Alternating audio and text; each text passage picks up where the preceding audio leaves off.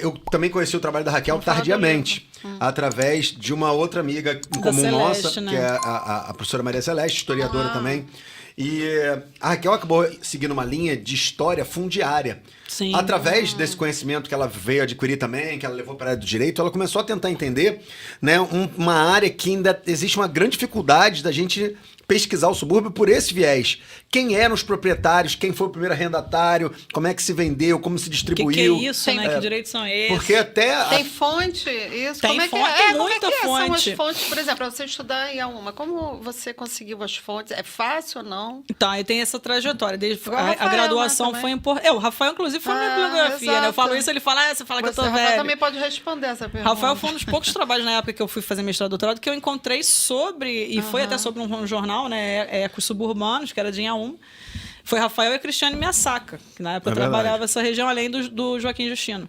Mas aí, como na graduação eu tinha conseguido mapear, tinha toda uma trajetória, né? O orientador falou assim, procura tal coisa, você vai lá e procura. Aí, na época, ele falou assim, procura o Almanac Lemmertz, que era tipo uma páginas amarelas do período imperial. Aí eu tinha uma lista de nomes ali no Almanac Lemmertz, que eram as pessoas que mais importantes da área. Então, juízes de paz, subdelegado, inspetores de quarteirão, que eram pessoas que não eram cargos militarizados, assim, públicos, eram moradores, mas pessoas com mais dinheiro da região. Infelizmente, deixa mais rastro quem tem mais dinheiro, né? A realidade é essa. E aí eu tinha essa lista. Dessa lista, ele falou assim, Cato, você quer estudar... Inhaúma é rural, então você procura o livro paroquial do Registro de Terras. Em 1850 teve uma lei que obrigava as pessoas a registrarem suas propriedades. Uma tentativa de regularizar essa questão fundiária no Brasil. Que não é uma lei que não deu muito certo, né? Mas deixou esses registros. E eu achei esse livro. O livro de Inhaúma estava perfeitinho. Eu sempre dei muita sorte com os documentos em Inhaúma. Assim, sempre estavam... Jacarepaguá, quando eu pego, já não tem essa Mais qualidade. Está sempre mais deteriorado. Em Inhaúma, não. Aí eu tinha o quê? Uma outra lista ali de pessoas. Aí eu cruzei essas duas listas. Aquela coisa, método de pesquisa, né? Vamos cruzar, é um investigador. Falo que eu faço fofoca histórica às vezes. Vamos lá. Inventário, testamento, aí a gente começa a saber E lá tem a questão do patrimônio das pessoas. E eu fui mapeando. Então, assim, eu consegui mapear as principais fazendas ali da jurisdição, os principais homens com mais dinheiro, né? Mulheres também. Que isso foi muito legal. No mestrado, eu mapeei ali a Engenho da Pedra e a Fazenda Bom Sucesso, que era de parte da Penha, Olaria, Ramos e Bom Sucesso, que eram de mulheres, de irmãs, que nunca casaram, não tiveram filhos, eram riquíssimas. E elas trabalhavam? Eram Elas produtivas? as irmãs Mascarenhas, né? A Leonor. As duas últimas foi a Leonor. Dessa terra, por exemplo, foi que a Carlota Joaquina comprou um pedaço e fez o Engenho da Rainha. Então, achei tudo isso. Assim, essas documentações, elas existem. É um trabalho de investigador mesmo, né? A história é aquela fofoca, a curiosidade. Nasci pra fazer isso. Esse processo de 1915, na verdade, era com os herdeiros. Só que os herdeiros dela... Aí eu voltei pro testamento dela, que eu já tinha encontrado na graduação, então eu voltei pro testamento dela. Ela tinha deixado as terras para 14 herdeiros, todos com o mesmo sobrenome. Caraca, Oliveira 14? Mascarenhas, Só que eu falei assim, gente, a mulher não teve filho, não Aí casou. já ficou todo mundo pobre. E a irmã também não teve filho, não casou. Tal. Aí eu tive que começar uma série de buscas, né? Em outros arquivos também, porque tem isso, né? O acervo do judiciário do Brasil, ele não está só no Arquivo Nacional. Ele está no Arquivo Geral da Cidade, ele está no arquivo do espalhado. TJ, está espalhado. E por que eles não juntam isso? Não sei se é difícil, não sei qual é o processo ali. Sei que o pesquisador que se lasque, né? Você vai atrás. E aí eu entendi por que tinha muito professor de universidade que mandava bolsista para fazer pesquisa, porque dá um trabalho danado. Ele escreve depois. Um dia eu vou ter um bolsista, se Deus quiser. Vou tratar muito bem. Aí eu precisava entender esse processo, porque assim, começou a citar uma série de legislações que eu não entendia nada. Você teve que estudar, né? Para Eu tive entender que o ler processo. tudo, eu tive que fazer esquema para entender a transmissão do patrimônio. Fui atrás de quem eram esses herdeiros, eu descobri que eram filhos de escravizadas. Elas tinham duas escravizadas, né? Duas escravas africanas, que tiveram filhos, elas deram a liberdade para essas mulheres, e os filhos que já nasciam com liberdade, né? Porque elas estavam livres, elas amadrinharam. Então era uma série de afiliados. Que legal. Elas tiveram uma rede uma rede familiar, digamos assim. Que legal, eles exploraram o trabalho escravo das pessoas durante tempo.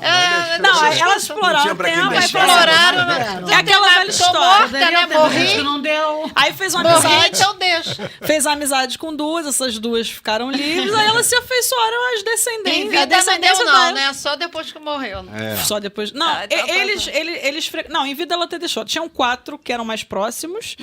E aí, elas deram formação de padre. E isso é muito raro, isso é uma coisa rara no Brasil. Porque no seminário não entravam homens negros. É, isso que eu ia falar. Não entravam pessoas negras.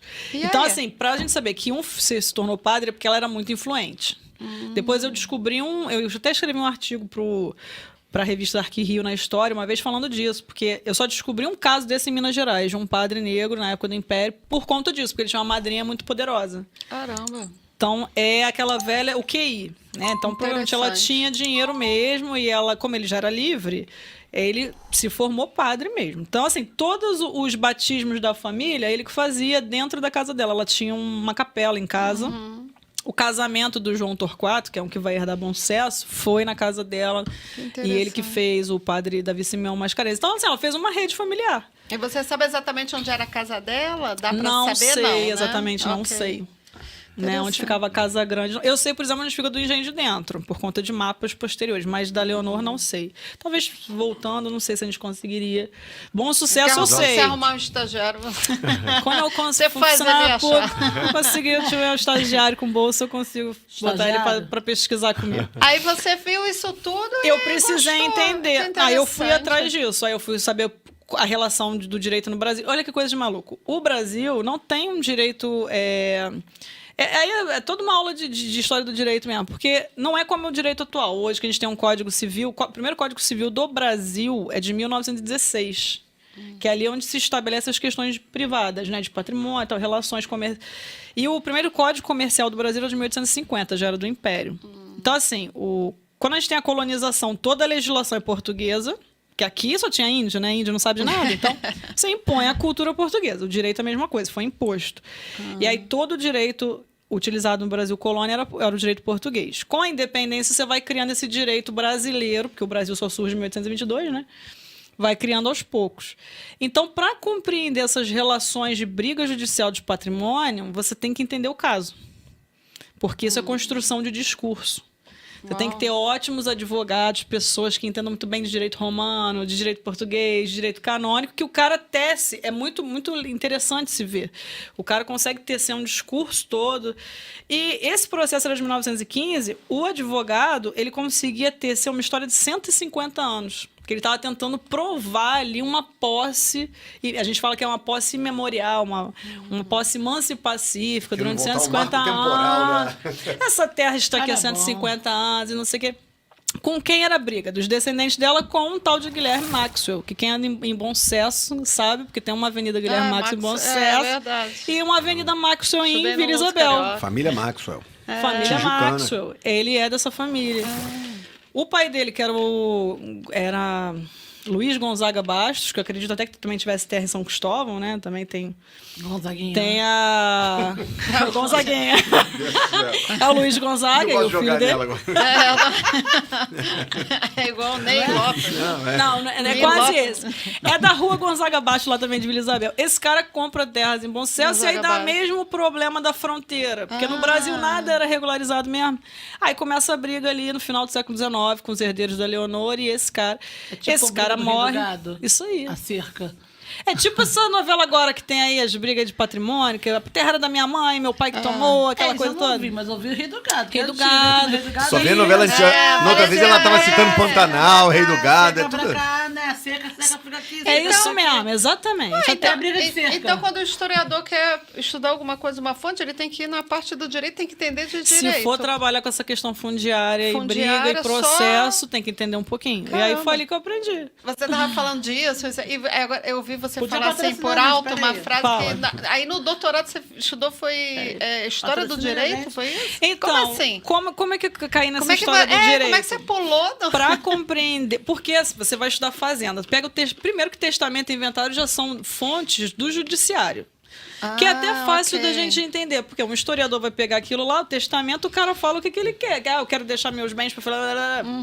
O inventário vai ter toda a lista de bens, e aí vem a lista de escravizados, né? Joia, mobília, vem tudo ali. Fala toda a vida da pessoa. E os filhos, etc. E aí, mas quando você pega processo de conflito fundiário, aí dá um baque. Né? E no mestrado eu estudei exclusivamente essa área das irmãs Mascarenhas, porque eu achei um processo, foi assim, eu tinha um nome, que tinha que dar a famosa lista do que eu falei, né? Fui pro Arquivo Nacional procurar isso, por pessoa, você vai lá, procura os nomes. E achei um processo de 1915 com o nome da Leonor. Eu falei, gente, mas como? Que a Leonor morreu em 1856, sabia disso. Falei, como processo? Vou pegar. O processo era um troço desse tamanho. Quando eu comecei a ler o processo, eu vi que, na verdade, era um processo dos descendentes dela. Ela tinha deixado todas as terras. A Maria não tinha morrido, ela não teve filho também. Ela é uma das proprietárias de Inhaúma mais ricas. Acho que ela fica atrás só do Augusto Duque Estrada, que eu já vi até hoje. Eu me identifico muito com o que a Raquel falou, porque nossos processos são muito parecidos, assim. É até engraçado falar, porque a universidade te dá um meio para você chegar onde você quer, óbvio, no campo da história. Mas eu já tinha uma curiosidade natural, essa questão que o historiador às vezes tem, né? Mas por que isso é assim? E isso me despertava muito, porque eu nasci numa rua que eu não sabia quem era, o nome do personagem dessa rua, que era Cruz e Souza. E uma vez, num trabalho daqueles de escolas... Qual o nome? Cruz e Souza. É um Cruz e poeta Souza. simbolista negro importantíssimo, né, do Brasil, assim. Exata. E aí, Souza. só pra você ter noção, eu estava num colégio que já não existe mais. O Nossa Senhora da Piedade foi, né, demolido, um colégio centenário. E uma vez me pediram um trabalho. Tem um problema sério com isso. Onde ele chega, fecha. Olha, Fale. Você estudou na Gama Filho também, Rafael? aí Onde já vai achando dia? Não, ele é bom, hein? ele embora. Contrate Rafael. dei aula ali no nosso lar, que tá fechado. O pessoal Ninguém não pode vai- assistir isso, gente. Corta Depois isso vamos- depois, então. Tadinho, Rafael, não vai arrumar mais emprego. Vai, Rafael. Vai, fechou. Continua, Tem um Rafael. azar. Fala. Mas a ideia é essa. Quando você faz um trabalho e você descobre que, pô, uma personalidade histórica importantíssima que morava aqui, ninguém sabe. Você começa a querer investigar qual é o nome das outras ruas, como é que surgiu o nome do bairro. Pô, o nome do bairro que eu morava, Encantado. Mas por que é Encantado? Aí eu comecei a entrar nessa curiosidade histórica de perceber. E quando eu ia vendo que tinha uma riqueza muito grande ali, eu falava, pô, as pessoas têm que conhecer a história do meu lugar. E aí, gostou desse corte? Que tal assistir o episódio inteiro? Continue conosco, assista outros episódios e acompanhe nossas redes. Papo de Subúrbio, espalha pra geral.